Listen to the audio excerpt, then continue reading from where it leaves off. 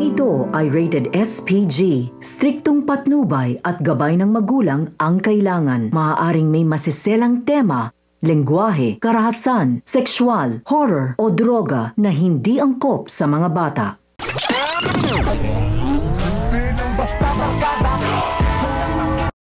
Dahil hindi napatay ni Ramon si Tanggol ay isasagawa nga ni Olga ang kanyang susunod na plano kung saan uutusan niya ang kanyang mga tauhan upang paulanan ng bala ang bahay ni Rigor dahil panigurado umanong si Tanggol ang sisisihin ni Rigor. Kaya naman sa pagdating ni Marites ay galit na sinabi ni Rigor na wala umanong ibang may gawa nito kundi si Tanggol. Masama naman ang loob ni Marites dahil wala nang ibang bukang bibig si Rigor at laging pinag-iinitan si Tanggol.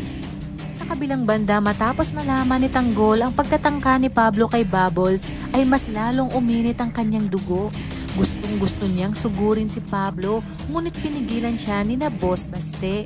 Magkakasagutan naman ang maglola na si Pablo at Senyora Bettina. Narilto kasi ni Pablo ang kanyang lola na kaya hindi ito nagiging masaya sa kanyang buhay dahil puro pera na lang ang nasa isip nito.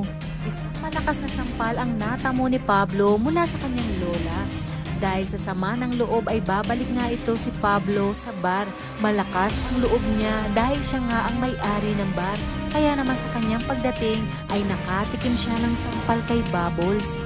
At dito hindi na pinalampas ni Tanggol ang kanyang galit at gigil kay Pablo. Magsisimula na ang bakbakan at duelo ng dalawa. Hindi alam ni Pablo ang kakayanan ni Tanggol at buong akala niya nga ay kayang-kaya niya ang ating bida. Ngunit nauwi ito sa pagkakalumpo ni Pablo na halos mapatay na nga niya si Pablo. Agad namang pinatakas ni na Bubbles si Tanggol dahil parating na ang mga bodyguard ni Pablo. Sa pagkakataong ito ay hindi na makakapayag si Pablo na hindi niya makuha si Bubbles. Kaya naman ipadudukot niya ito at hahalayin.